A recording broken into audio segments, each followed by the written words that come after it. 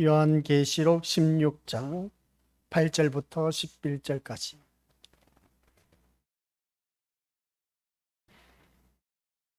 우리 한 목소리로 함께 합독하도록 하겠습니다. 넷째 천사가 그 대접을 해에 쏟음에 해가 건세를 받아 불로 사람들을 태우니 사람들이 크게 태움에 태워진지라. 이 재앙들을 행하는 건세를 가지신 하나님의 이름을 비방하며 또 회개하지 아니하고 주께 영광 돌리지 아니하더라. 또 다섯째 천사가 그 대접을 짐승의 보호자에 쏟으니 그 나라가 곧 어두워지며 사람들이 아파서 자기 혀를 깨물고 아픈 것과 종기로 말미암아 하늘의 하나님을 비방하고 그들의 행위를 회개하지 아니하더라. 아멘. 이 말씀은 하나님께서 하신 말씀을 통해서 주신 교훈의 제목은 회개하지 않음. 아버지 하나님, 오늘 단 이 자리에 머리 숙인 귀한 믿음의 심령들, 회개하는 심령으로 거듭나 아버지 한 뜻을 발견하게 하옵시고 그 뜻을 발견하였다면 내 삶 속에서 그 말씀으로 살아내는 하나님의 자녀가 되어 아버지 한 뜻을 이루어 나가게 하옵소서. 그리하여 우리 모두 다 저 영원한 천국에 들어가는 것이 최종 목적, 목표 지점이라는 것을 잊지 말게 하옵소서. 감사를 드립니다. 오늘 또한 말씀을 들을 때 듣는 귀와 눈이 열리게 하여 주시사 하나님의 음성을 듣게 하옵시고 하나님이 하신 일을 보게 하옵소서. 그래 우리 모든 삶이 내 주 예수 모신 곳이 거리나 하늘나라가 되는 천국의 복된 삶을 누리게 하옵소서. 감사드리오며 예수님의 이름으로 기도드립니다.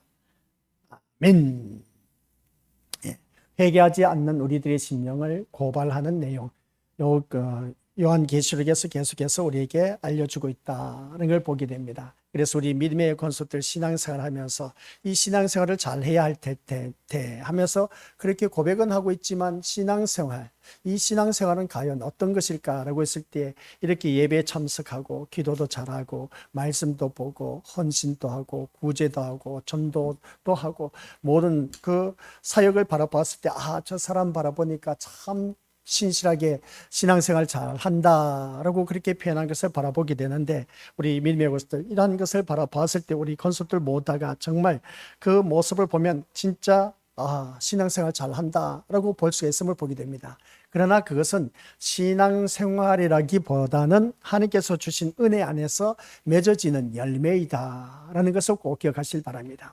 이게 우리 믿음의 식구들, 우리가 바라봤을 때는 신앙생활이라는 그 개념을 갖고 말씀을 들어왔습니다. 그렇게 알아왔고, 그래서 우리는 골로새서 3장 10절 말씀처럼 하나님의 형상 따라 지음을 받은 우리들은 지식에까지 새로워져라. 이제 하나님의 것으로, 하나님의 지식으로 새로워져야 되는데 그것이 신앙생활이라고 하기보다는 하나님 은혜를 받아 누리는 사람들에게 나타나는 열매입니다. 오늘 이 자리에 나와서 예배드린 모습과 전도, 기도, 찬양, 구제, 헌신, 봉사, 충성한 이 모든 것들은 우리 믿음의 식구들에게 주어진 각자의 믿음의 분량에 따라 은혜 받은 대로 맺혀지는 열매의 모습인 겁니다. 그러면 신앙생활은 뭐냐라고 했을 때 지난 시간 말씀을 들어서 다들 잘 알고 계신 것처럼 그 신앙생활은 우리 믿음의 식구들 모두에게 주어진 모든 삶 속에서 예수 그리스도의 남은 고난을 내 육체에, 내 몸에 채워가는 것이다. 를 꼭 기억하시길 바랍니다. 그러면 예수 그리스도의 남은 고난이라고 했습니다. 축복이 아니라 평안이 아니라 우리 믿음의 것을 기억하시길 바랍니다. 예수 그리스도의 남은 고난을 내 육체에 채워가노라 했을 때 우리가 교회를 위해서 남은 고난이 무엇일까를 했을 때 축복이 아니라 고난인 겁니다. 우리가 살아가는 모든 삶 속에서 고난이 이런저런 일들로 많이 겹치는 것을 보게 됩니다. 고난이 따라오면은 그게 같이 수반되는 것이 뭐냐라고 했을 때 고통이 따르게 되어 있습니다. 그런 그 모습을 볼 때 우리가 살아가는 모든 삶 속에서 교회를 다니면 고난이 없는 평탄하고 형통하고 좋은 일들만 있기를 바라는 것이 우리들이 오늘 단 이렇게 주님 앞에 나와서 신앙생활을 한다라고 그렇게 생각하는데 그게 아니라 신앙생활은 예수님의 그 고난을 내 몸에 채워가는 것이다. 먹고 살기도 힘든데 그 고난을 내가 받아야 되는가? 또 이렇게 거룩한 주일날 주님 앞에 나와서 말씀을 들으면서 내가 뭔가 힘과 용기와 소망을 갖고 새롭게 출발할 수 있도록 그렇게 좋은 말씀 메시지를 주면 안 되나? 그렇게 생각할 수가 있는 것을 보게 되는데 이것 또한 우리 믿음의 식구들 자기 신앙생활에 사로잡혀 있어서 자기의 틀을 만들어 놓고 신앙생활을 하는 것이다. 그런 것을 보게 됩니다. 성경에서 말씀하고 있는 신앙생활은 그것이 아니다. 그리스도의 남은 고난을 내 육체에 채워간다. 그게 바로 오늘 자리에 나온 우리 귀한 믿음의 고수들 열매로 이 예배의 모습을 보게 되는데, 이게 바로 오늘 우리 믿음의 식구로 한번 자기 자신을 돌이켜보면 내가 마음껏 우리가 나가서 내가 누리고 싶은 것 누릴 수가 있음을 보게 됩니다. 근데 그런 누리고 싶은 것을 포기하고 내가 이 자리에 나와 앉아 있다는 자체는 그리스도의 남은 고난에 내가 동참하고 있다는 뜻입니다. 그래서 우리 건수들께서는 더 열심을 내고 믿음 생활 해 나가실 바라고, 오늘 이 시간 내가 안 나오면 하고 싶은 일들이 얼마나 많은지 몰라. 우리 아이들부터 시작해서 학생들 공부해야 되고, 아이들은 신나게 놀아야 되고, 또 우리 믿음의 식구들 이곳저곳 상가 둘로 또한 마음껏 누릴 수 있는 그러한 특권이 나에게 주어졌음에도 불구하고 그 모든 것을 다 내려놓고 주님 앞에 나왔다는 자체가 이미 우리 믿음의 식구들 그리스도의 고난에 참여하고 있다. 그래서 보게 됩니다. 그 이유는 뭐냐? 세상 그 모든 것을 포기했다는 것 자체가 고난인 겁니다. 그 영광의 놀라운 누림의 세계를, 영화의 모든 누림의 세계를 다 포기하고 주님 앞에 나왔다는 자체가 그게 바로 이 고난에 동참하는 모습인 것을 보게 됩니다. 그래서 오늘 이 자리에 나온 우리 건설들은 이 말씀 속에서 이것으로 만족해서는 안 되고, 여기서 나온 우리 믿음의 식구들은 한결같이 어느 누구를 막론하고 자기를 부인할 수 있는 그런 믿음으로 거듭나야 된다는 그런 말씀의 내용입니다. 그래서 자기 부인하는 그 삶의 모습이 우리 믿음의 식구들 신앙생활을 하면서 부인과 부정을 우리가 제대로 구별할 줄 알아야 됩니다. 우리가 어느 누구든지 나를 따라오려거든 자기를 부인하고 날마다 자기 십자가를 지고 나를 따를 것이라고 했습니다. 여기서 자기 부인이라는 것은 다른 것 없습니다. 우리 믿음의 식구들, 어떤 내용이나 사실을 내가 인정하지 않는 것, 그러니까 나의 모난 성품, 성깔, 성질들을 인정하고 이것을 우리 믿음의 식구들 이제 내려놓고 주님 앞에 나아가는 것입니다. 근데 끝까지 내 뜻, 내 주장, 내 고집을 내세우면서 나아가는 것은, 이것은 자기를 부인하지 않는다. 이러한 자는 아까 기도처럼 참된 회개를 할 수가 없다 하는 내용입니다. 이게 부인인 겁니다. 근데 부정이라는 것은 뭐냐고 했을 때 바르지 않는 것, 옳지 않는 것을 말하고 있습니다. 그래서 부정행위, 시험보다 남의 것을 컨닝해서 시험 본 그 모습 볼 때 부정행위라고 하지 않습니까? 그 부정, 그러니까 옳지 않는 것, 바르지 않는 것을 부정이라는 겁니다. 그래서 우리가 신앙생활 할 때 이 부인과 부정을 제대로 알고 개념을 알고 우리가 신앙생활을 해야 된다. 그래서 보게 됩니다. 그러면 우리가 믿음 생활하면서 과연 내가 얼마만큼 자기 자신을 부인하고 이 자리에 나와서 회개하는 역사가 일어나느냐? 이 회개하는 역사는 우리 믿음의 것들, 내가 윤리 도덕적으로 잘못했을 때는 누구든지 회개할 수가 있음을 보게 됩니다.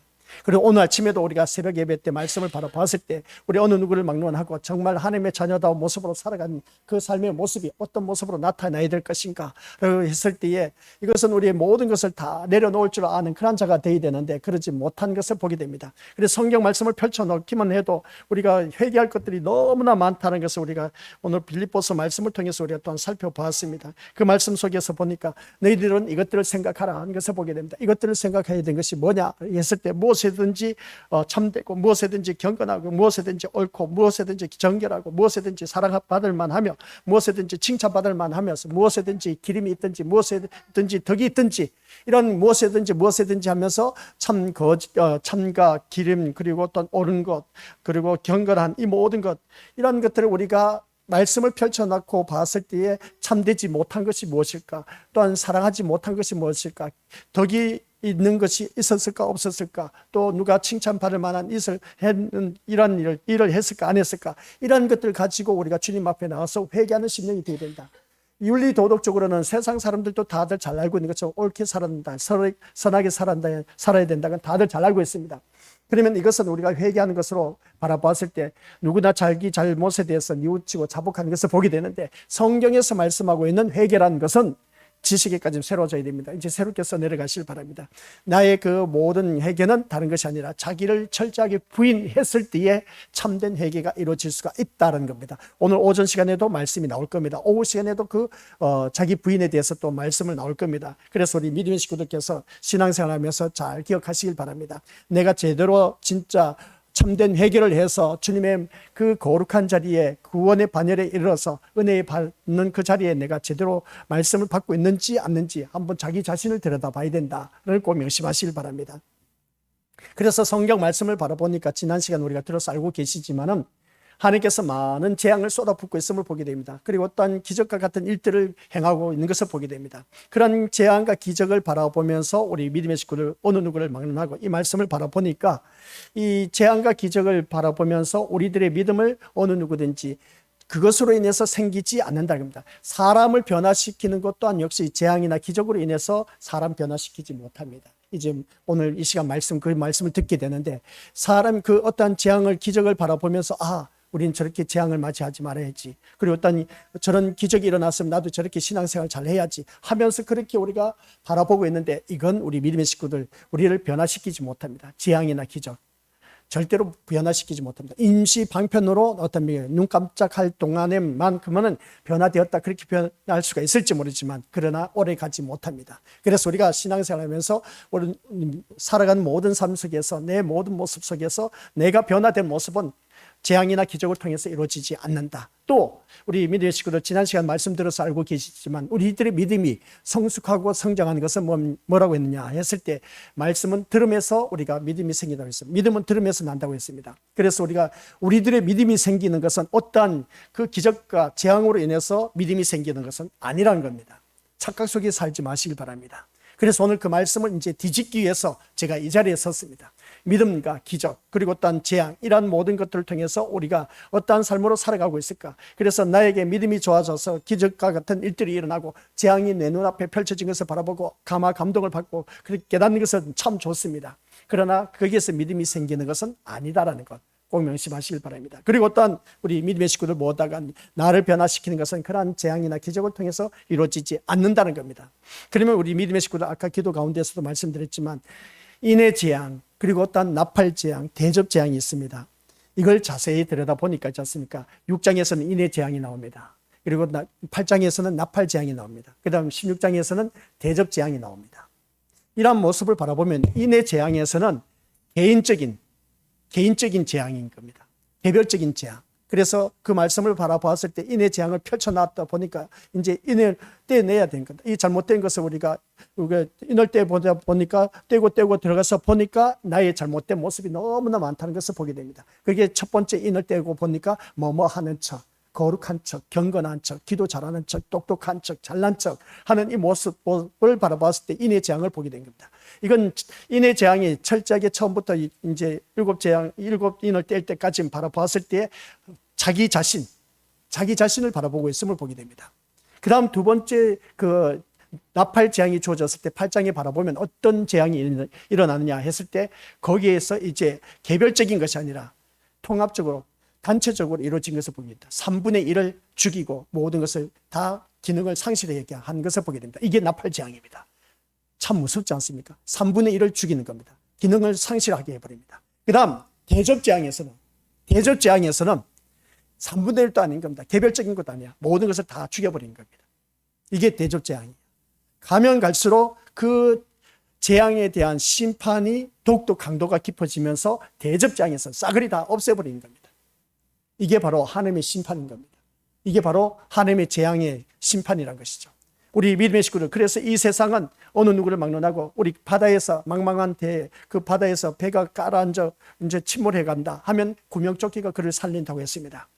그런 그 모습을 바라봤을 때 이 세상은 우리 믿음의 식구들 점점점 망망한 대에 그 바다 가운데 있는 것처럼, 배가 가라앉는 것처럼 이 세상은 침몰해 가고 있습니다. 이 침몰해 가는 그 과정 속에 있기 때문에 우리는 깨어 있어서 말씀으로 구원의 길을 준비해야 된다라고 누누이 말씀을 드렸습니다. 그래서 말씀으로 무장하지 못하면 이 세상은 점점점 침몰해져 가고 있기 때문에 나도 모르게 빠져들어가고 이제 다 사망의 길로 이룰 수밖에 없다는 것을 보게 됩니다. 그래서 우리는 믿음 생활을 하면서 오늘 이 자리에 앉아 계시는 우리 것들, 이 세상 것은 침몰하기 때문에 그러면 우리는 이 세상을 포기하란 말이냐? 아니요. 살아 숨쉬는 동안에는 내가 어떻게 해서든지 최선을 다해서 살아가야 됩니다. 아셨죠? 포기하는 것은 아닌 겁니다. 내가 공부하는 것 최선을 다해야 되고, 일하는 것도 최선을 다해야 되고, 그래야 내가 먹고 살 수가 있다는 겁니다. 최선을 다해야 됩니다. 그러나 우리 믿음의 식구들, 이 세상이 침몰해 간다 하니까 모든 걸 다 손 놔버리고 아무것도 하지 않는다. 그 미친 짓이고 바보 짓입니다. 그러다 보면 지옥에 떨어집니다. 그거 아닌 겁니다. 하나님께서는 분명히 성경 말씀, 너희가 이 세상에 땀을 흘린 것만큼 모든 것을 누릴 수 있도록 하나님께서 축복해 주셨다. 이게 바로 창조 원리인 것을 보게 됩니다. 그런 그 말씀을 들었다면 오늘 이 자리에 앉아 계신 우리 귀한 믿음의 심령들께서는 가면 갈수록 이 재앙의 심판의 기준이 강도가 심해진 것을 볼 때, 마지막 이 대접 재앙을 바라보았을 때는 모든 것을 다 전멸시킨다는 겁니다. 이거 참 무서운 일들이 일어나고 있지 않습니까? 첫째 재앙, 모든 사람에게 주어진 종기입니다. 믿는 사람이든 믿지 않는 사람 모든 사람에게 임합니다. 두 번째, 세 번째 재앙은 피해 재앙입니다. 피해 재앙은 생명을 다 앗아가 버립니다. 많은 사람들이 다 죽어갔다는 것을 보게 됩니다. 그래서 네 번째 재앙은 오늘 우리가 말씀을 읽었을 때 우리 건수들 모두가 어떤 생각을 갖고 있었는지 모르지만은 이 넷째 대접을 쏟아붓더니 해에게 건세를 부여해 줬습니다.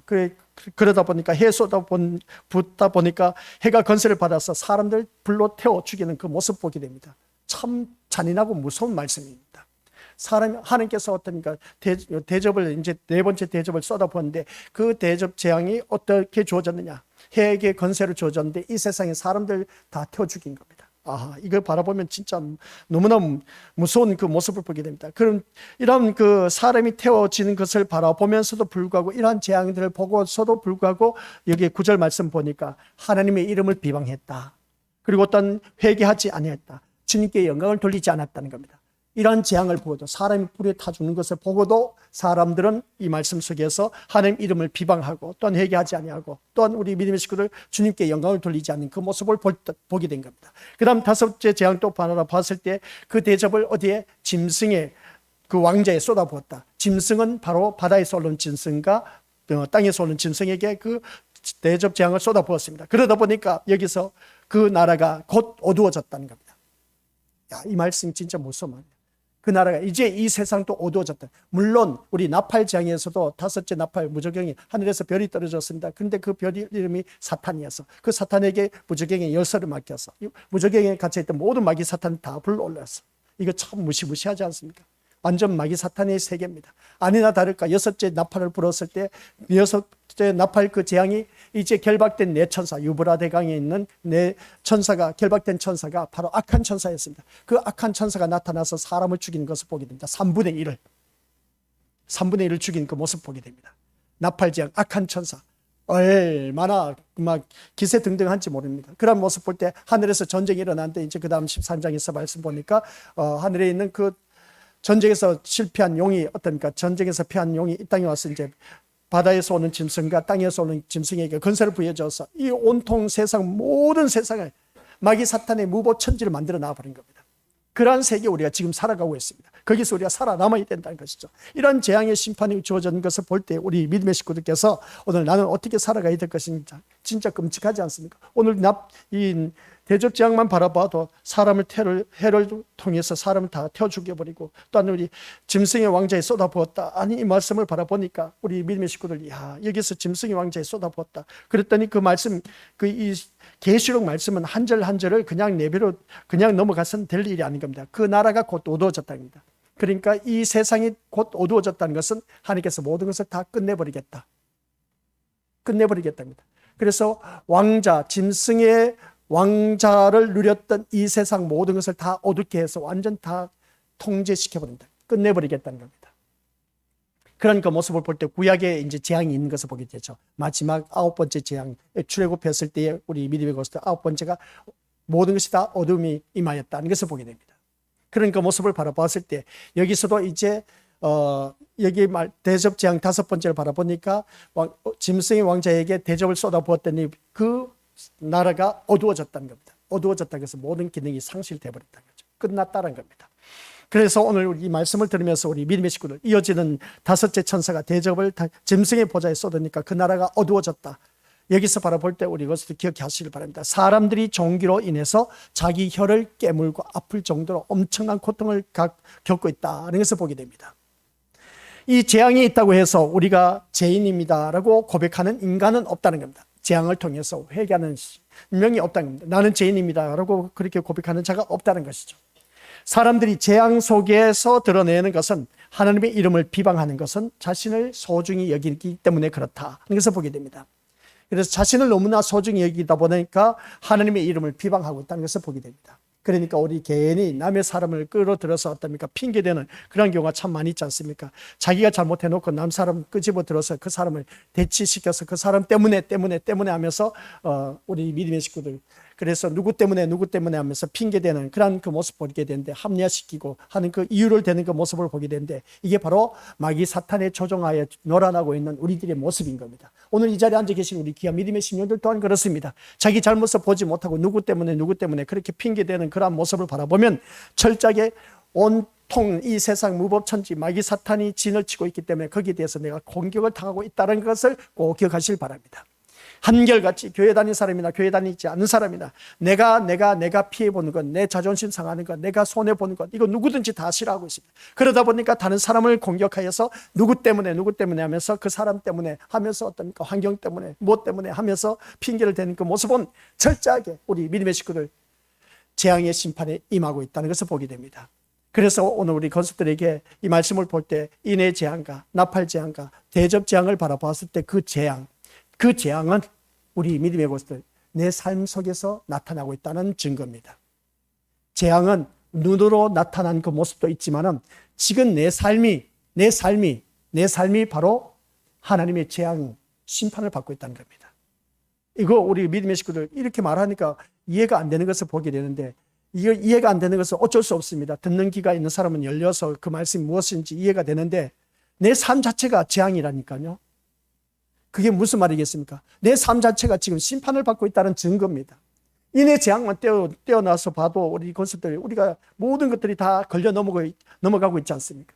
하나라도 거기 피할 사람이 없었음을 보게 됩니다. 나팔 재앙에서도 땅, 바다, 강, 하늘 그 모든 재앙이 임하는 것을 볼 때 3분의 1이 죽어간다 하는 그 모습 볼 때 지금 삶 속에서 일어나고 있는 우리들의 삶의 현실을 지금 고발하고 있는 것을 보게 됩니다. 이 대접 재앙도 역시 우리 믿음의 식구들 이제 다 죽임을 당한, 이제 끝장내겠다는 것이죠. 하나님께서 이 모든 재앙을 통해서 이제 다 해체시켜 버리겠다는 겁니다. 하나님께서 만들어 놓으신 이 살기 좋은 세상을 하나님께서 다 해체시켜 버린다 하는 그 모습 보게 됩니다. 그러면 재앙이 바로 누구에게 주어지냐?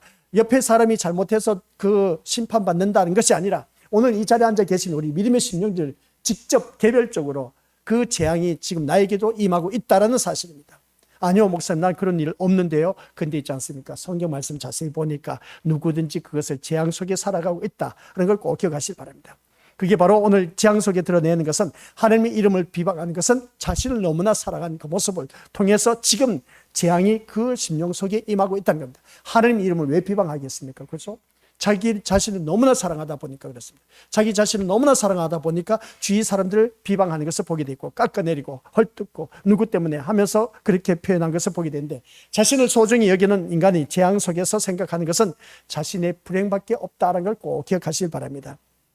그래서 10절은 말을 합니다. 어떤 말씀을 하고 있느냐? 10절 시작. 또 다섯째 천사가 그 대접을 짐승의 왕자에 쏟으니 그 나라가 곧 어두워지며 사람들이 아파서 자기 혀를 깨물고. 여기서 보니까 다섯 천사가 그 대접을 짐승의 왕자에 쏟아부었다. 짐승의 왕자는 이 세상에 쏟아부었다는 겁니다. 그러니까 바다에서 오는 짐승, 땅에서 오는 짐승에게 쏟아부었다. 그랬더니 이 마귀 사탄의 세계가 안 그래도 어두워진데, 여기서 보니 그 나라가 또 어두워졌다는 겁니다. 안 그래도 다섯째 나팔 무저갱에 있는 갇혀있던 모든 재앙들, 그 마귀 사탄을 불러 올렸더니 어떻게 했습니까? 공기와 해가 어두워졌다고 했습니다. 해와 공기가 어두워졌다고 했습니다. 이 세상은 어둠의 세계라고 말했습니다. 근데 이 대접 재앙 다섯째를 받아보니까 똑같아. 다섯째 나팔을 불었을 때도 어두워졌다고 했는데 오늘 또한 다섯째 대접 재앙을 바라보니까 또다시 어두워졌다는 것을 보게 됩니다. 그러니까 우리가 사람이 좀 미련하다 보니까 깨닫지를 못하다 보니까 순서적으로 인해 재앙, 나팔 재앙, 대접 재앙을 보니까 땅, 바다, 강, 하늘 똑같이 흐트러지지 않는 그 기준 하에서 하나님께서 그 심판의 강도가 더더욱 더 심하게 나타나고 있다는 것을 보게 됩니다. 그래서 나팔 재앙에서도 무저갱에 올라온 짐승들이 올라오다 보니까 이 세상이 온통 어떻습니까? 해와 공기가 어두워졌다는 것을 어둠의 영적 세계를 말하고 있다. 마귀 사탄이 무법천지가 되었다 하는 것을 바라보게 된 겁니다. 근데 다섯 번째 대접 재앙 또한 역시 여기서 보니까 그 왕자의, 짐승의 왕자에게 그 대접을 쏟아부었더니 그 세계가 더 어두워졌다는 겁니다. 어두워졌다는 게 뭐겠습니까? 이 어둠의 세계도 이제 끝났다는 겁니다. 먹고 살기 좋은 이유, 너희들 봐라, 이렇게 믿으면 얼마나 존재하냐. 그래, 하나님 말씀 따라 온전히 순종하면 너희가 이렇게 세상에서 출세하고 잘 나가고 형통하고 남부럽지 않게 잘 먹고 잘 살 것이다. 이런 모든 거짓된 그 목자들의 외침 속에서 우리 믿음의 것들도 거기에 속아서 넘어가는 그 모습을 볼 때 그 모든 것 또한 역시 어떻게 보면 현실은 그래. 현실은 그렇게 나타나고 있는데 그 모든 것마저도 하나님께서 어둠의 세계에 임했다는 걸 다 끝내버리겠다는 겁니다. 더 이상 활동하지 못하도록 어둠의 세계 완전 다 끝내버리겠다. 그래서 여기서 어두워지며 사람들이 아파서 자기 혀를 깨문다. 그래서 지금 살아가는 삶의 모습 속에서 지금 우리 것들 각자마다 고통 없이 사는 사람 어디 있겠습니까? 다 고통이 임한 것을 보게 됩니다. 그 고통을 바라봤을 때 우리 믿음의 식구들 한번 자기 자신을 보자는 겁니다. 나에겐 고통이 없습니까? 우리 믿음의 식구들 다 있습니다. 없는 사람 어디 있겠습니까? 근데 아파서 혀를 깨문다는 겁니다. 얼마나 아팠으면 혀를 깨물겠습니까? 사람들이 자살해서 죽을 때 혀를 깨물어서 죽는 사람들이 있음을 보게 됩니다. 그런 모습을 보면 왜 그럴까? 라고 했을 때 우리 것을 기억하시길 바랍니다. 그만큼 우리가 고통 속에서 어두움의 세계가 더욱더 가중된다는 겁니다. 우리가 살면 살수록 예전에 우리가 70년대죠. 70년대 1원짜리가 있었습니다. 1원짜리가 있었어요. 5원짜리도 있었고 그리고 또 10원짜리가 있었습니다. 요즘은 1원짜리 찾아보기 힘들어. 1원짜리가 옛날 10원짜리, 지금의 그 10원짜리하고 똑같은 그 모습 보게 되는데, 은으로 된 거, 색깔로 된 것인데, 1원짜리가 있었습니다. 1원짜리면 사탕 하나를 사먹을 수 있었습니다. 요즘은 1원짜리 쓸 데가 없어요. 이자 붙을 때나 1원이나 2원이나 붙는 그 모습 보게 되는데, 그런 모습을 바라봤을 때, 그때 당시의 10원과 오늘날 10원 엄청난 가치 합해 그 가치가 달라졌다는 것을 보게 됩니다. 그런 모습을 바라봤을 때 우리 믿음의 식구들, 제가 왜 말씀을 드리고 있느냐라고 했을 때 지금 살아가면 갈수록 더욱더 많이 돈이 있어도 야, 돈 1억만 있었으면 좋겠다. 아니요, 이제 돈 1억 갖고는 어디 쓸 데가 없어. 이제 10억 갖고 그러면 좀 살만하다. 이 서울에 가면 있지 않습니까? 아파트 한 채가 25억, 30, 45억 이렇게 갑니다. 55억. 와. 그래서 저는 그런 생각을 가지고 야, 서울에 그런 아파트 한 채 있으면 난 그거 팔아서 시골 가서 그냥 땅 하나 사갖고 집 멋지게 사갖고 요즘 뭐 시골에서 집 짓고 우리 뭐 한 5, 6억만 들면도 얼마나 좋은 집 살고 있습니까? 근데 굳이 뭐 그렇게 서울에서 살 필요가 있을까? 그런 생각을 가져보는데 근데 있지 않습니까? 그 모든 것들이 다 이제 세상이 다 침울해 가고 있다. 아무리 부귀 영화 건세 좋은 집 좋은 아파트 좋은 집에 산다 할지라도 그 모든 것 하나님께서 다 어둠의 건세 다 이제 끝내버리겠다는 겁니다. 제가 하고자 말씀이 뭐냐면은 예전에는 100원의 그 충분함의 그 만족함과 오늘날의 그 100원의 만족함은 비교가 안 되는 것처럼 가면 갈수록 강도가 높아지고 있습니다. 돈이 더욱더 세지고 있다는 거죠. 가치가 높아지고 있다는 겁니다. 높아지고 있는데 과거에는 10만 원만 있어도 참 좋았었는데 70년대 80년대 그런데 오늘날 10만 원은 진짜 껌값밖에 안 되는 겁니다. 그런 그 모습을 볼 때 이 돈이 더 많이 벌어져야만이 우리가 누릴 수 있는 것을 보게 됩니다. 이게 바로 우리에게 주어진 고통인 겁니다. 어둠의 세계에 더욱더 임하다 보니까 더 고통 속에 살아가고 있는 그 모습을 보게 된 것이죠. 그래서 오늘 말씀을 통해서 우리가 중요한 변화가 나타나는 것을 볼 때 앞의 재앙들은 자연 세계를 향했다면 이제는 직접적으로 짐승의 왕국 중심부가 타격을 받고 있음을 보게 됩니다. 짐승의 왕국이 타격을 받다 보니까 이제 그 자체가 어두워졌던 겁니다. 그래서 왕자는 통치와 세상의 힘과 건세와 권력의 중심부였다는 것을 보게 됩니다. 그래서 이 왕자의 모습을 볼 때 그 짐승의 왕자 통치하는 세상, 힘, 건세, 권력을 말하고 있다. 그래서 바라보게 됩니다. 이런 모든 것들이 이제 어떻게 되겠습니까? 그 세상은 짐승의 체제가 강하다고 생각했는데 이게 바로 정치, 권력을 말하고 있는 것이고 경제 체제를 말하고 있고 또한 군사력, 문화와 기술이 이 모든 것에 견고해진 것을 보게 됩니다. 그런데 그것마저도 이제 어둠의 세계가 임하고 있는 것을 보게 된 것이죠. 그러나 하나님께서 대접 하나를 쏟으시자 그 왕국은 순식간에 어두워졌다는 겁니다. 5번째 대접 재앙이 그런 거다. 어둠의 세계가 임했다는 겁니다. 그래서 5째 나팔 불었을 때도 어둠의 세계가 임했습니다. 그리고 또 5째 대접을 쏟아 부었을 때도 어둠이 임하였다고 했습니다. 이 짐승의 세계, 어둠의 세계가 더욱더 겹쳐졌다는 그런 장면입니다. 그래서 출애굽기의 그 9번째 재앙 우리가 생각할 수가 있음을 보게 됩니다. 그래서 9번째 재앙이 바로 어둠이었는데 이 애굽 전역에 흑암이 임했던 것을 보게 됩니다. 그 애굽은 태양신을 섬겼던 나라였습니다. 태양신을 섬겼던 그 나라에 어둠이 임했다. 그러면 그들이 섬겼던 신은 다 물거품이 되지 않습니까? 날마다 자기가 믿었던 태양신을 섬겼던 그 애굽이 그 세계가 더 완전 어둠으로 갇혀지다 보니까 그런 그 모습 볼 때 하나님은 흑암으로 그들의 신과 문명을 무너뜨린 그 모습을 보게 됩니다. 오늘 이 말씀이 오늘 우리에게 주어진 것을 보게 된 겁니다. 그들의 신과 문명을 무너뜨린 것처럼 오늘 우리들에게도 이 5째 대접이 우리에게 쏟아부어졌을 때에 우리가 섬기는 그 신과 문명이 다 무너지고 있다는 것을 보게 됩니다. 이게 바로 오늘 우리 믿음의 식구들 말씀을 들으니까 몰라. 근데 삶 속에서 이러한 일들이 점점점 무너지고 있다는 것을 다시 한 번 더 깨달으시길 바랍니다. 우리 것들 돈 좋아하지 않습니까? 돈 좋아하는 그 모습 볼 때 그것마저도 이제 무너뜨리고 하는 것을 보게 됩니다. 돈으로 살 수 없다는 것을 나타내고 있는 것을 보게 됩니다. 오늘날 과학 문명이 얼마나 발달되었습니까? 과학 문명이 발달되다 보니까 어제의 스마트폰이 오늘은 구시대 유물로 변하게 된 것을 보게 됩니다. 가면 갈수록 더욱더 좋은 제품들이 계속 쏟아지고 있음을 보게 됩니다. 이런 모든 것을 다 하나님께서는 어떻습니까? 계속해서 그 말씀, 흑암의 재앙으로 인해서 무너지고 있다는 것을 보게 됩니다. 마찬가지로 마지막 시대의 바벨론 역시 빛을 가진 것처럼 보이지만 실상은 하나님 없이 존재하는 이러한 것들이 오늘 우리에게도 비일비재하게 일어나고 있다. 이게 바로 우리 믿음의 속들에게 주어진 말씀인 것입니다. 구약의 애굽에서 9번째 재앙이 주어졌을 때 그들의 신과 문명을 다 무너뜨린 것처럼 오늘날 이 시대 5번째 대접 재앙이 우리에게 쏟아부어졌을 때 우리 믿음의 식구를 믿고 있었던 그 신, 우리 그만큼 돈이 우리에게는 신이지 않습니까? 부모가 나의 신이 될 수도 있고 남편, 아내, 부모, 자녀 할 것 없이 주위 사람들이 예수님보다 더 앞서 있는 그런 우리들의 신을 섬겨왔던 모습이 아니냐는 겁니다. 그런 것들이 다 이제 어떻습니까? 무너뜨리고 있다라는 사실입니다. 내가 그만큼 돈을 의지했던 돈, 내가 모아둔 재산 그 모든 것으로 인해서 하나님께서 심판을 가하신다는 겁니다. 그래서 우리 믿음의 식구들께서는 이 재앙이 우리 각자에게 이미 임하고 있다는 것을 어떻게 느낄 수가 있느냐? 돈 하다 보니까 돈으로 인해서 우리 믿음의 식구들 지금 누구든지 심판을 받고 있다는 것이고 자녀 때문에 자녀 누구 때문에 하다 보니까 그 자녀 때문에 우리 것들 지금 내가 고통 속에 살아가고 있다는 사실입니다. 남편, 아내, 부모, 자녀 할 것 없이 주위 사람들 모든 것 다 내 마음속에 하나님이 최우선순위에 있어야 되는데 그게 아니라 주위에 있는 것들로 인해서 하나님 자리에 그냥 내가 그 자리에 앉혀놓은 거야. 그러다 보니까 그것으로 인해서 내가 지금 재앙을 당하고 있다는 사실입니다. 아시겠습니까? 핑계 댈 곳 없어요. 우리 믿음의 식구들. 이건 본인이 그렇게 하나님보다 그것을 우상으로 섬겼기 때문에 하나님께서 그 재앙을 주신 겁니다. 그래서 새벽 예배의 말씀이 뭐겠습니까? 이런 일 저런 일 이걸 그대로 받아들이는 것이 우리들의 그릇인 겁니다. 어쩔 수 없어요.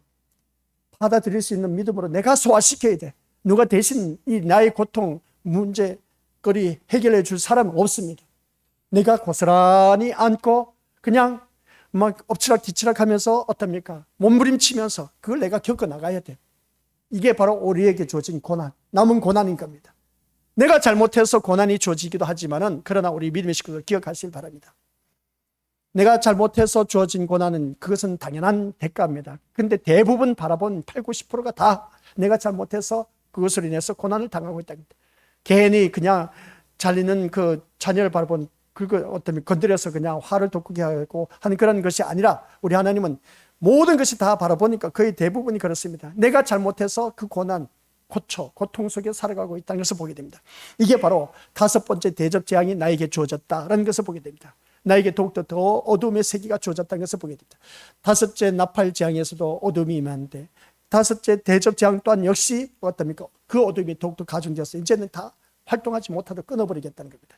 내가 의존했던 것, 내가 능력을 했던 것, 그 모든 것들 다 하나님께서 없애버리겠다. 그래서 우리가 이 대접 재앙에서 첫 번째부터 5째 재앙까지 공통점이 있습니다. 그게 뭐겠습니까?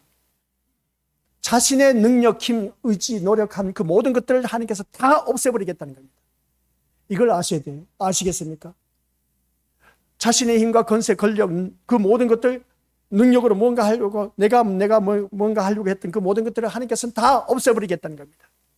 그럼 뭐겠습니까? 전적인 하나님의 도우심과 그리고 또 보살핌 없이는 우리가 살아갈 수 없다는 것을 나타내고 있음을 보게 됩니다. 그래서 여기서 말씀하고 있는 4번째 대접재앙과 5째 대접재앙을 바라보았을 때에 회개하지 아니하였더라. 오늘 말씀 제목입니다. 이것은 곧 무엇을 말하고 있느냐? 인간의 완악함, 강팍함, 아주 못돼먹은 그런 인간의 모습을 나타내고 있음을 보게 됩니다. 이게 누구냐라고 했을 때 교회 다니는 우리들을 말하고 있습니다. 얼마나 완악하고 강팍하고 못돼먹었는지 이러한 일들이 우리 삶 속에서도 그대로 이루어지고 있다는 것을 보게 됩니다.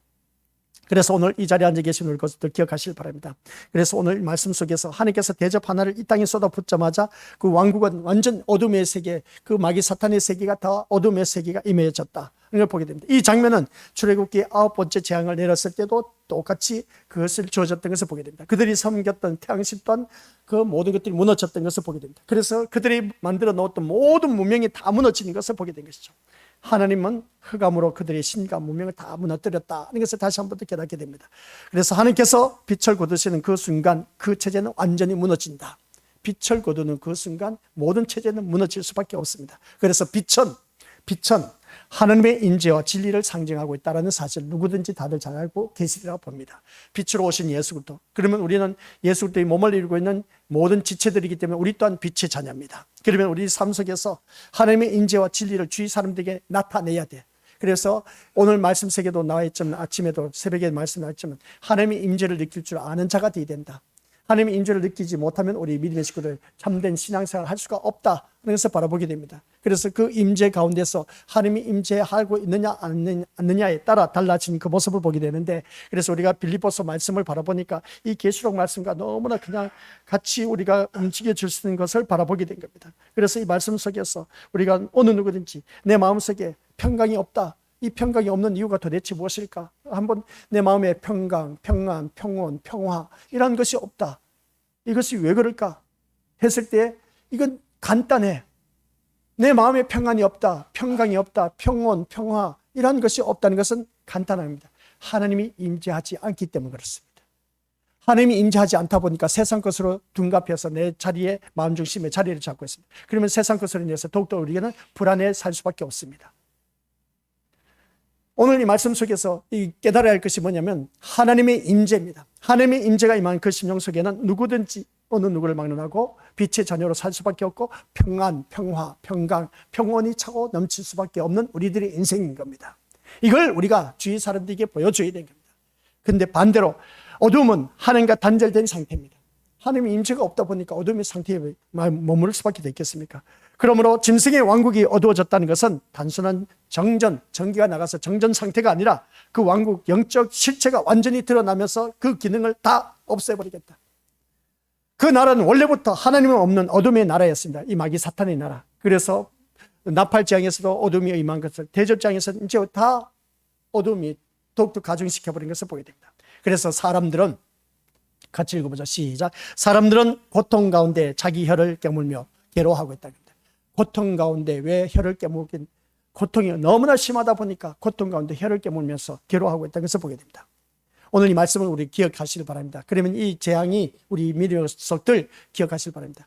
지금까지는 그래도 믿지 아니한 비신자에게도 하나님의 은혜가 임했습니다. 근데 다섯째 대접 재앙에서는 비신자에게는 그러한 은혜가 없습니다.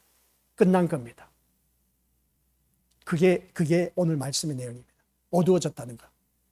다섯 번째 대접 재앙에서는 모든 것 다 어둠의 세계에 임하게 된 그 모습 보게 됩니다. 믿지 아니한 사람에게도 이제는 그러한 자비, 은혜가 없어진다는 겁니다.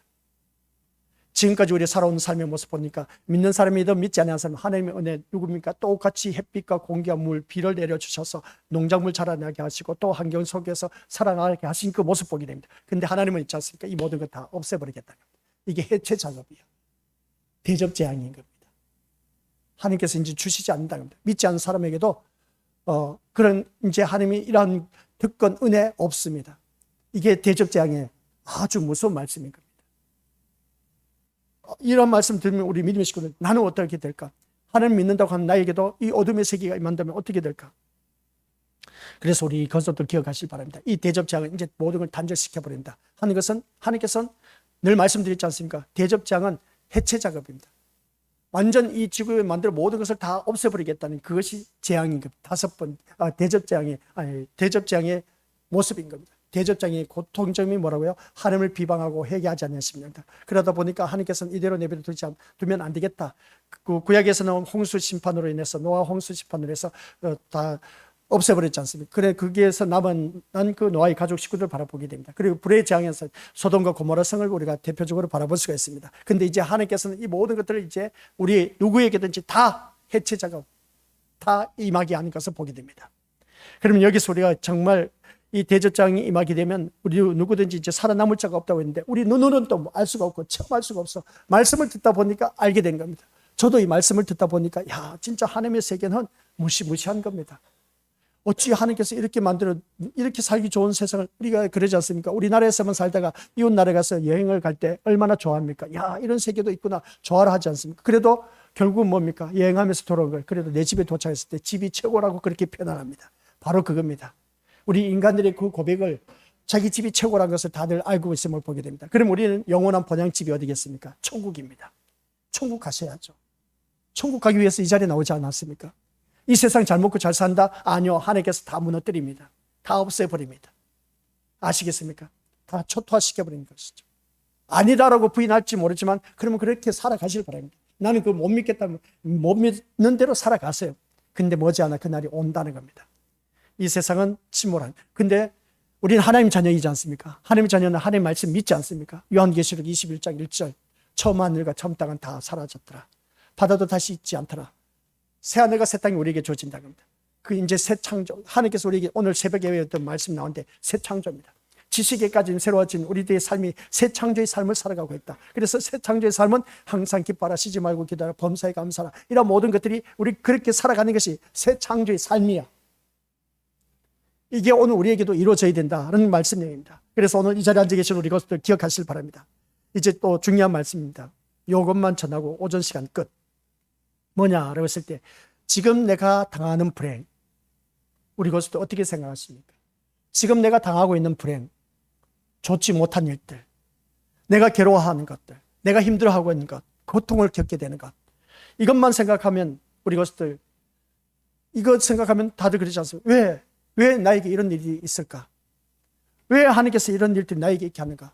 교회를 다니는 나에게 불행을 당하고 괴로운 일들, 힘들어지고 고통을 겪게 하는가? 왜 나에게 이런 일들이 일어날까? 우리 주님 앞에 나와서 항변하지 않습니까? 아니 하나님, 제가 예배 빠진 적도 없지 않습니까? 내가 말씀에 어긋난 삶도 살지 않았지 않습니까? 남들 못지않게 인정받고 있지 않습니까? 근데 왜 나에게 이런 일이 있습니까? 해본 적이 있다 없다? 있죠. 저는 수도 없이 많이 했는데 남들보다 더 열심을 내고 더 헌신, 봉사, 충성하고 했는데 전 신학 공부도 하면서 그것을 얼마나 하나님 앞에 항변했는데, 항쟁을 했는데 그 모습 볼 때, 아니 친구들 바라봤을 때 뛰는 타임은 유치부면 유치부, 초등부는 초등부, 중등부는 중등부 한 타임 뛰고 하는데 나보다 사례비가 10배가 더 많아. 10배가 뭐야? 참나. 그런 그 모습을 볼 때 어이가 없어서 하나님 어찌 이럴 수가 있냐고. 나도 저렇게 좀 사례비 많이 받게 좀 해달라고 했지만 하나님께서는 꿈쩍하지 아니하시더라고요. 왜 나에게 이런 일들이 있는가 하면서 항변할 수밖에 더 있겠느냐는 겁니다. 아니 나 열심히 교회에 나와서 열심히 신앙생활 잘했는데 이런 것을 볼 때 신앙생활 이제 새롭게 써내려가시기 바랍니다. 예배 잘 참석했다, 기도 잘한다, 헌신, 봉사, 충성, 구제, 모든 사람들 선한 일 많이 했다, 이 모습 볼 때 신앙생활 그건 아닌 겁니다. 내가 은혜 받은 자로서의 그 열매인 것이지, 신앙생활이라는 것은 그리스도의 남은 고난을 내 육체에 채워가는 겁니다. 고난의 삶을 내 육체에서 미친 짓이지. 그래요, 미친 짓입니다. 이게 바로 제대로 된 신앙생활입니다. 어쩔 수 없습니다. 성경에 나와 있기 때문에. 그래서 우리 믿음의 고수들, 주위 사람들 미친 짓이라고 하지만 너가 그렇게 고난당하면서 교회 왜 다니냐 했을 때 이게 나에게 주어진 삶이라고 생각하시기 바랍니다. 어쩔 수 없겠습니다. 이게 말씀이라고 그렇게 전해주세요. 내가 사는 그 고난의 삶, 이게 하나님의 말씀이냐, 그렇게 말을 할 수가 있어야 됩니다. 야, 그럴 바에 그런 하나님 뭐처럼 믿느냐, 그런 소리 들어야 됩니다. 그러면서 우리가 오늘 또한 나에게 왜 이런 괴로움과 고통, 불행한 일들이 끊임없이 일어나고 있는지, 왜 이런 일들이 있는지 주님 앞에 항변할 수밖에 없는 나의 모습. 우리 고수들, 이러한 마음을 갖고 있는 사람은 회개란 있을 수가 없습니다. 왜 나에게 이런 일들이 있느냐라고 하는 그 심령을 갖고 있는 사람은 회개가 있을 수가 없습니다.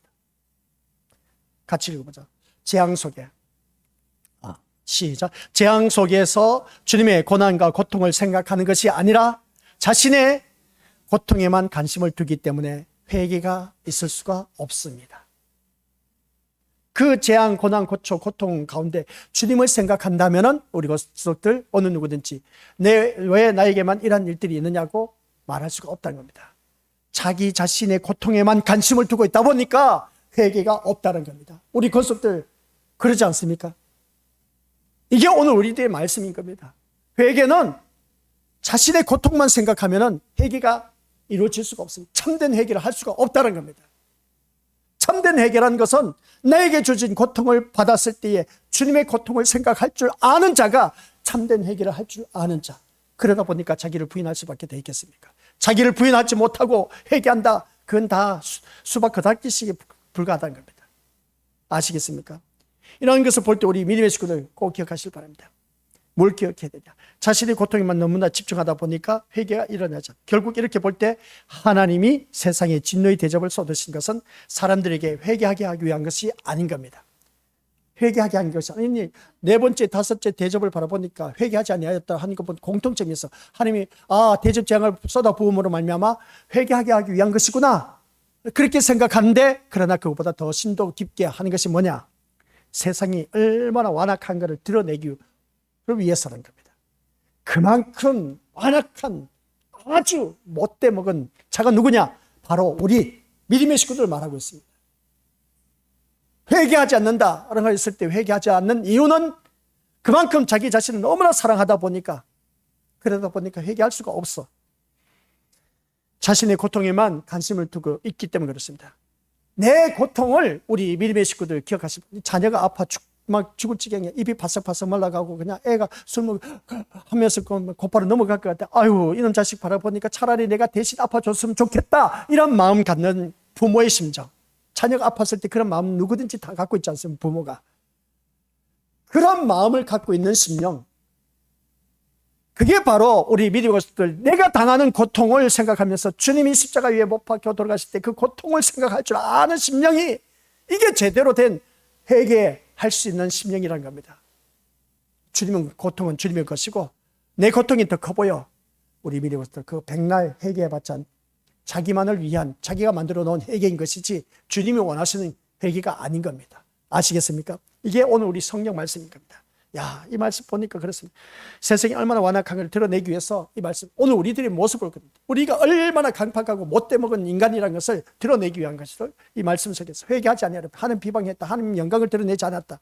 다 이거 우리 살면서 신앙생활하면서 다 우리가 예배 교회 다니면서 다 본인들이 겪었지 않습니까? 회개하지 않고 비방하고 하나님 비방하고 또 그것으로 인해서 하나님 영광 가로채는 우리들 아닙니까? 우리 것들 뭔가 일이 잘 되었을 때 자신은 철저하게 하나님 은혜라고 그렇게 고백해놓고는 속으로는 은근슬쩍 밑바탕에는 내가 살아 역사했던 우리들의 모습이지 않습니까? 이러한 모습 볼 때 이게 다 신앙생활 하면 할수록 이제 다 까발려지면서 그 실체가 다 드러나는 겁니다. 헛된 것을 껍데기란 그 모든 것들 다 실체로 드러낸 것을 바라보게 되는데 11절에서 이 놀라운 사실을 말하고 있음을 보게 됩니다. 그게 뭐냐? 시작. 아픈 것과 종기로 말미암아 하늘의 하나님을 비방하고 그들의 행위를 회개하지 아니하더라. 여기서 반복되는 것은 회개하지 아니하더라. 이것은 대접 심판의 핵심이다. 하나님은 단순히 사람을 괴롭히기 위해 심판한 것이 아니다라는 겁니다. 심판은 인간의 진짜 상태를 드러내는 겁니다. 네가 진짜 백이 신자인지 아닌지, 그래서 우리에게 심판이 주어진 겁니다. 이 재앙은 우리에게도 임하고 있습니다. 고통 속에조차 회개하지 않는 인간, 끝까지 하나님을 대적하는 인간의 실체가 완전히 드러나고 있다는 사실을 보게 됩니다. 우리 고통 속에서도 회개하지 않는 심령들 많이 있지 않습니까? 그 고통 속에 있다면 주님의 고통을 생각할 줄 아는 자가 제대로 된 회개하는 심령이라고 하는 것을 보게 됩니다. 하나님을 대적하는 것, 우리 것들, 이게 바로 오늘 우리들의 모습이지 않습니까? 하나님 대적하는 게 뭐겠습니까? 왜 나만 이런 일들이 일어나냐고 하면서 하는 것 그 자체가 하나님을 대적하는 모습인 것을 보게 됩니다. 애굽의 재앙에서도 나타난 것은 인간의 완악함이었습니다. 이 인간의 완악함, 그래서 10가지 재앙이 임함으로 인해서 생명을 이제 빼앗았을 때 그때 두 손발 들지 않습니까? 우리 것들, 우리에게도 이런 10번째 재앙이었습니다. 생명을 빼앗아가 버립니다. 그래서 고린도서에서 말씀은 내 육체를 죽이는 것은 그러한 사람 두려워할 것이 없습니다. 그 영혼마저도 어떻습니까? 지옥에 떨어뜨리는 그 분을 우리가 두려워할 줄 알아야 된다고 했습니다. 이러한 재앙, 우리 믿음의 식구들, 이게 바로 우리들의 완악함을 드러내는 이 말씀을 통해서 우리 것들 결론은 뭐냐? 어린 양의 피를 바름으로 말미암아 살아난 이스라엘 백성들, 이게 오늘 우리에게도 임하고 있다는 겁니다. 하나님의 백성의 속성이 어떤 것인가를 보여주고 있는 것인데, 결론의 말씀 같이 읽어보자. 시작. 자신의 힘을 믿는 것이 아니라 어린 양의 피를 믿는 것, 이것이 하나님 백성의 모습이다. 아시겠습니까? 어린 양의 피가 나를 살리고 영원한 세계에 이르게 하신다라는 사실입니다. 여기서 어린 양의 피를 믿지 못한다는 자는 뭐냐? 이 말씀도 아직 이해되지 못한 사람이 있는데 이해하시길 바랍니다. 깨달으시길 바랍니다. 내 힘, 내 의지, 내 노력으로 뭔가 하려고 하는 그 모든 사람은 다 하나님께서 죽여버리겠다. 그러나 하나님의 어린 양의 피로 말미암아 살아남기를 원한 그 심령은 이스라엘 백성들이 10번째 재앙, 장자의 재앙에서 어린 양을 잡아서 피를 문설주에 바른 사람, 그게 바로 오늘 우리들의 모습인 겁니다. 내 힘, 내 의지, 내 노력으로 살아날 수가 아무도 없습니다. 그러나 어린 양의 피가, 예수 그리스도의 피가 나를 살리시고 그 예수님이 나를 영원한 천국으로 인도하신다. 아니, 그것을 믿는 사람은 우리는 천국 갑니다. 아시겠습니까? 아직도 내가 하면서 내가 뭔가 하려고 하는 그러한 심령들 이제 내려놓으시고, 하나님 도우심 없이는 살 수가 없어요. 예수님의 그 능력, 생명이 없으면 저는 살아갈 수가 없어요. 예수님의 피만이 나를 살리는 길밖에 없습니다. 그 예수님만 바라보고 우리가 주님 앞에 나오자는 겁니다. 그래서 예배 시간 때마다 우리 것들 누구만 생각하자? 예수님만 생각하자. 우리 목사, 장로, 권사, 우리 성도들 생각하지 마시고. 아시겠습니까? 그건 인본주의 신앙이고 눈치 보아가면서 신앙생활 하지 말자는 겁니다. 왜 그렇게 어렵게 살아갑니까? 왜 그렇게 교회 다닙니까? 그렇게 살지 마시고 예수님만 생각하고 교회 나오실 바랍니다. 그러면 모든 것들이 다 좋아. 한 형제, 한 자매, 우리 하나님 한 가족이 되어서 우리 모두 다가 저 영원한 천국에 갑니다. 아시겠습니까?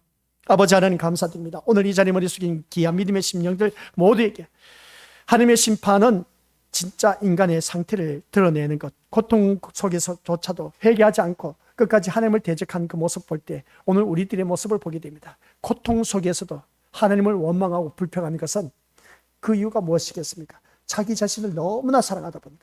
진짜 우리의 주님을 사랑하고 하나님을 사랑한다면 예수님의 고통을 생각할 줄 아는 자가 그 고통 속에서 회개하는 심령임을 보게 됩니다. 이게 바로 참된 회개임을 잊지 말게 하옵시고, 내 힘을 믿고 의지하는 그런 자는 철저하게 어느 누구든지 회개할 수 없고 고통 속에 살 수밖에 없다는 것을 다시 한 번 더 깨닫는 이 시간, 오직 예수 그리스도 어린 양의 피만이 나를 살리고 생명의 길로 인도하신다는 것을 깨닫는 심령들만큼만은 천국 갈 수 있다는 것을 확신을 갖고 어린 양의 피를 믿고 나아갈 수 있는 아버지 한 자녀 되게 하옵소서. 예수님의 이름으로 기도드립니다. 아멘.